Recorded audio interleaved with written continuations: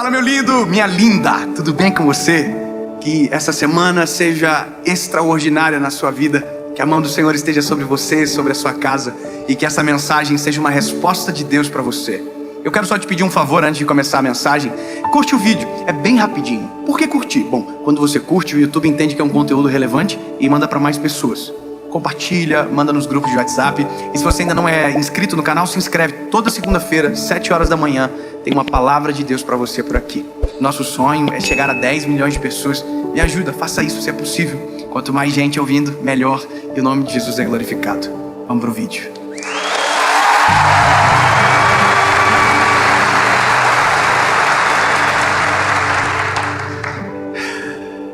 Evangelho de Jesus, conforme escreveu João, capítulo de número 11. Ah, Jesus, eu te amo. Ora, havia um certo homem enfermo chamado Lázaro. Lázaro de Betânia, da aldeia de Maria e de sua irmã Marta. Era aquela Marta que ungiu o Senhor com unguento e secou seus pés com seus cabelos, cujo irmão Lázaro estava doente. Portanto, suas irmãs enviaram até ele dizendo: Senhor, eis que está enfermo aquele que tu amas. Quando Jesus ouviu isso, ele disse: esta enfermidade não é para a morte, mas para a glória de Deus, para que o Filho de Deus seja glorificado por ela. Aí um verso seguinte, eu vou pular alguns versos. O verso 17 diz: quando Jesus chegou, encontrou Lázaro já há 4 dias no sepulcro. O verso 32 diz: tendo, pois, Maria chegado onde Jesus estava, e vendo, lançou aos seus pés, dizendo: Senhor, se tu estivesses aqui, o meu irmão não teria morrido. João capítulo 11, verso 35 diz: Jesus chorou. Nada é impossível. Nada é impossível, nada. Aí o verso 37 diz: e alguns deles disseram: não podia este homem que abriu os olhos do cego fazer também com que este homem não morresse? Todos eles estão só falando de uma coisa: da cura da doença. Eles não estão crendo na possibilidade de uma ressurreição. Todos eles estão dizendo, Marta está dizendo, Maria está dizendo: se o Senhor tivesse chegado antes, meu irmão não teria morrido. Ela está dizendo: você tem poder para curar a doença. O que eles não sabem é que Deus tem poder para ressuscitar. Aleluia. Sabe, os homens que estão à volta, os judeus,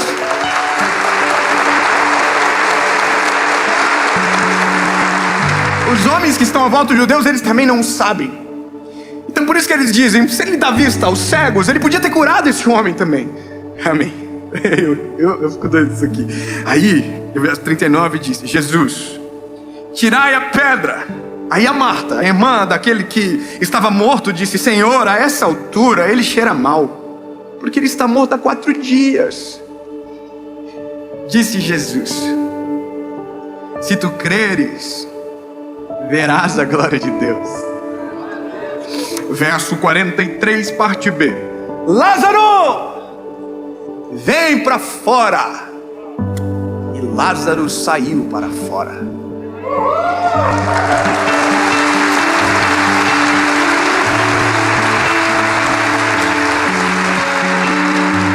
A nossa fé em Deus, ela é mensurada pelo nível das nossas experiências e porque os nossos olhos viram alguma coisa.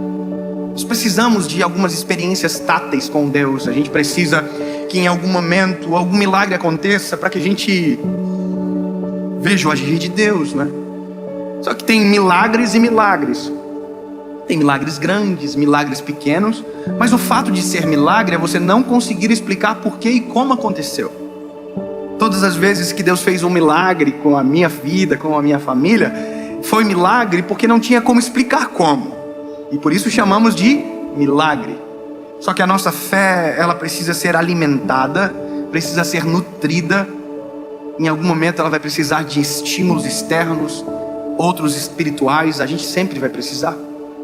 Agora, a nossa noção do poder de Deus, às vezes está muito limitado ao que a gente viu até agora, ou aquilo que a gente viveu até o presente momento, ou talvez as pequenas experiências do que talvez alguém nos contou, mas que nunca foi a nossa realidade. E eu vou te dizer, a maioria das pessoas nutrem a fé com Deus a partir da experiência do que os outros viveram, nunca daquilo que elas viveram. A minha oração sempre é: Jesus, que a minha geração tenha uma experiência contigo. Porque uma experiência com Deus genuína, ela nos marca para sempre. Marca muito mais do que uma palavra pregada por alguém. Marca muito mais do que uma história impactante de alguém. Não, muito melhor do que você ouviu que alguém Jesus curou. É melhor que Jesus cure você. Entende? É melhor que você viva esse milagre. Então todas as calamidades que muitas das vezes acontecem na nossa vida e que a gente pensa que é para o fim, na verdade às vezes são para a glória de Deus. Sempre é para a glória de Deus. Mas a gente não a provoca, a gente não crê, a gente não sabe de verdade, pensa que não dá, para aquilo não precisa, para aquilo é impossível.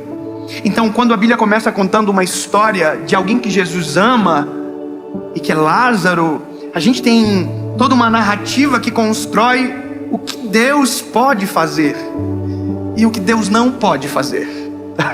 É muito bom. Ai, Jesus, eu te amo. Eu vou falar de novo. O que Deus pode fazer e o que Deus não pode fazer. Está escrito aqui. Você vai dizer: Dave, o que Deus pode fazer? Eu sei, você leu. Deus pode tudo. Mas o que Deus não pode fazer, se Ele pode tudo? Ele não pode ignorar. Não porque não pode, porque não consegue resistir a um coração contrito e quebrantado.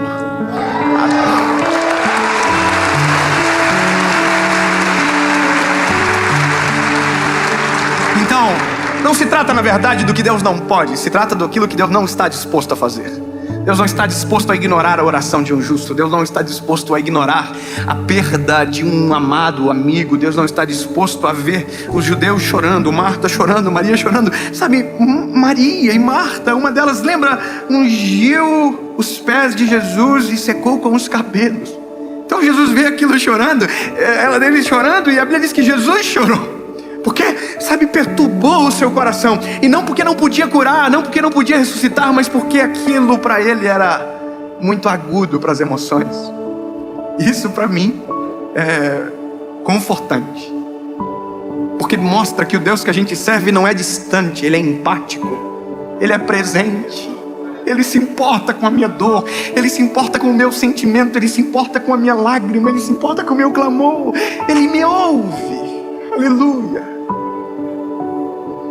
Eu quero que você entenda isso da maneira melhor possível.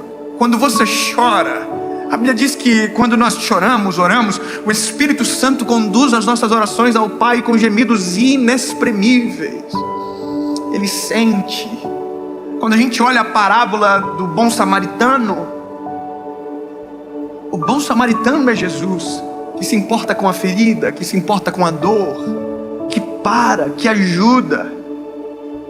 Então, partindo desse pressuposto, não há uma oração que Deus não ouve, não há impossíveis para Deus, não há nada que Ele não possa fazer. Só que essa percepção, ela precisa ser resgatada, principalmente na hora que o impossível se apresenta na nossa frente. Porque enquanto tudo está bem, enquanto tudo está dando certo, dizer que Deus é o Deus do impossível é possível. Mas quando o impossível se apresenta, parece impossível dizer que Deus é o Deus do impossível. Eu vou falar que isso é nas coisas simples, nas coisas profundas. Eu conheço Deus do impossível de verdade. Quando eu comecei a ler, o meu espírito resgatou uma memória longa e antiga minha. Aliás, essa semana é uma semana que eu fico muito sensível à voz do Espírito Santo, porque preciso muito também para a série. E algumas orações foram me recordadas enquanto eu orava. Engraçado isso.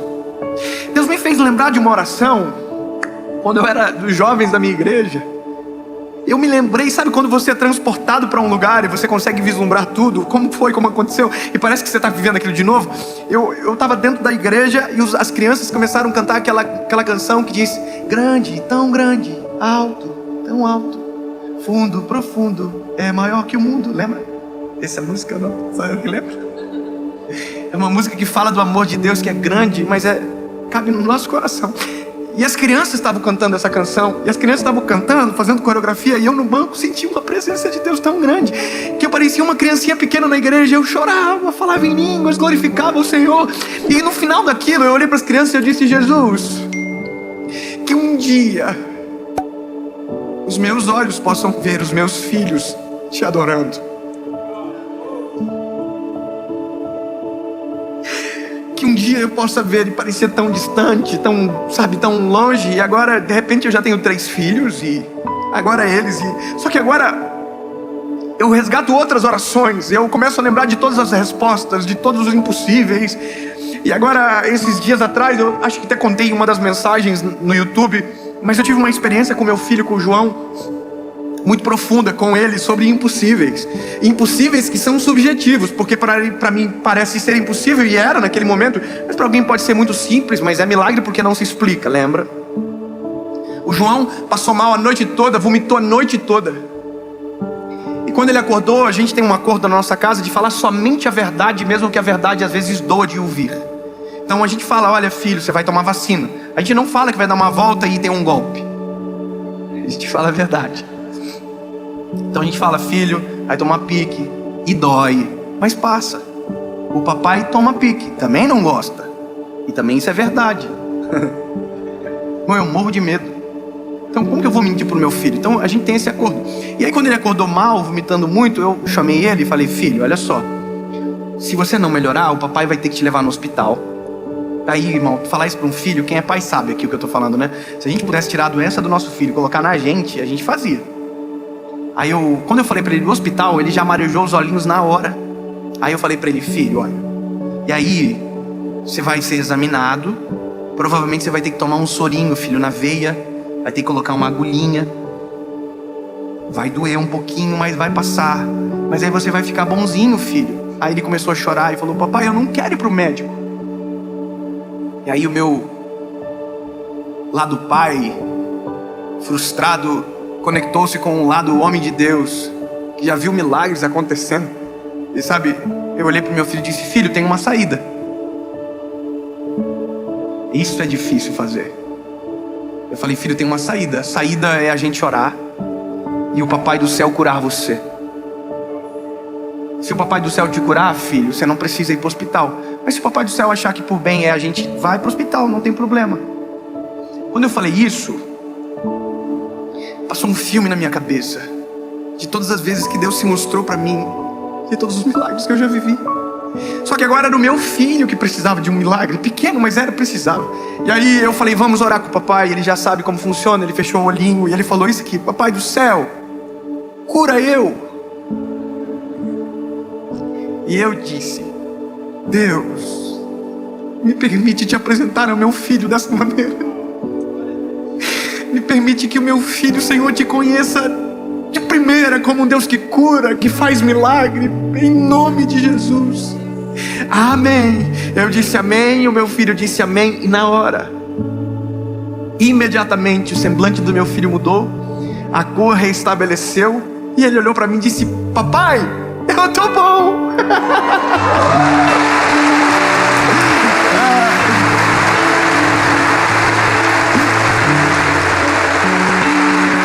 Aí eu falei: filho, você tá bom? Tô. Eu falei: amor, traz comida para ele, que ele estava comendo, vomitando tudo. Minha esposa picou a bananinha, trouxe para ele, e ele comeu a banana e olhando para mim: eu tô bom, papai.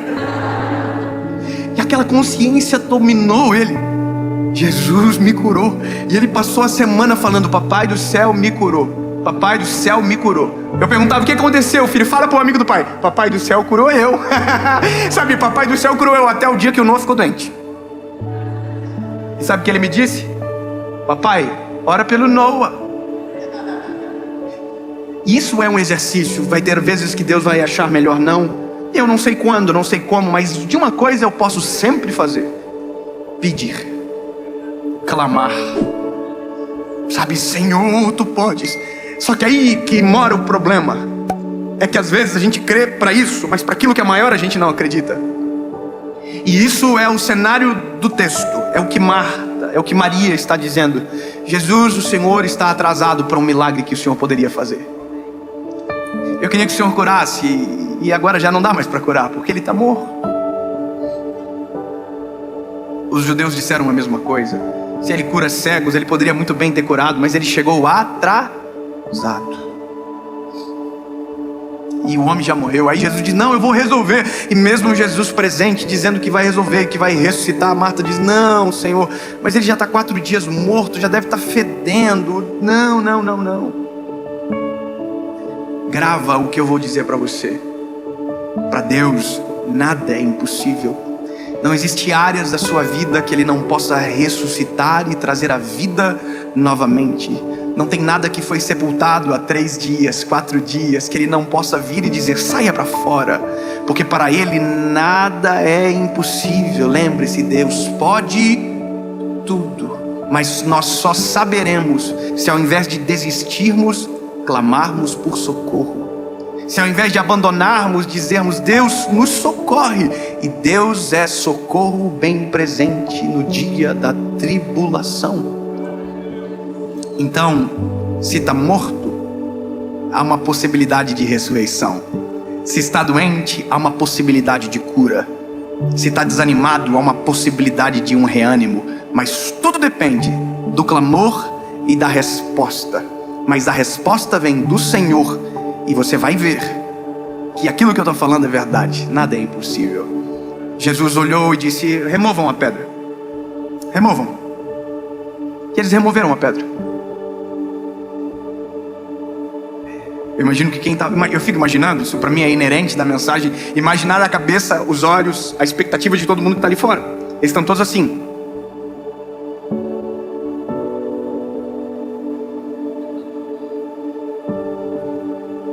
E aí, vai ressuscitar, será? Será que essa pedra é pesada? Depois vão ter que fechar de novo, né? E se ele não vir para fora? E se não rolar? É por isso que a gente não provoca os milagres. É por isso que a gente não clama. Porque a gente diz: e se ele não quiser? E se ele não responder? E se ele não curasse o meu filho? E aí?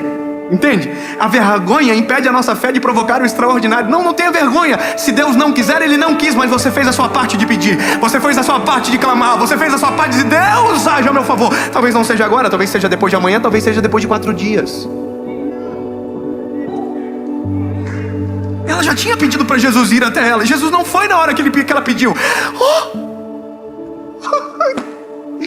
Ela já havia dito: Jesus, ele mandou um mensageiro, o irmão, que você sabe, você ama ele está doente, venha. Aí Jesus não foi no primeiro, não foi no segundo. Ou seja, a primeira oração não foi atendida, porque havia milagre maior para acontecer. E que um milagre quanto maior, mais glorifica o nome do Senhor.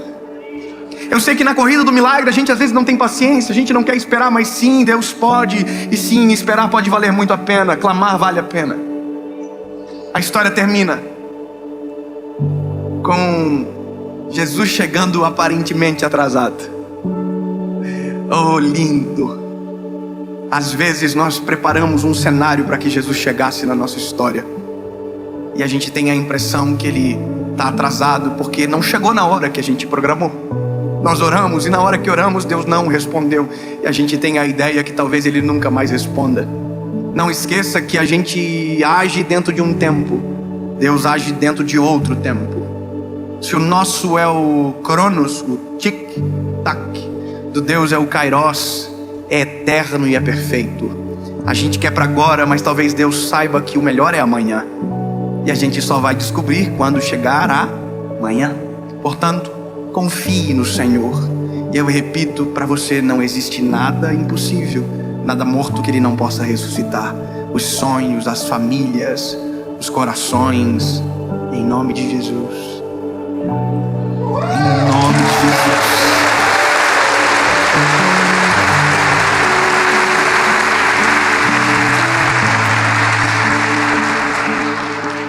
Lázaro saiu para fora. A Bíblia diz que ele estava atado, pés e mãos. Aí Jesus diz: desatem-o, tirem as ataduras.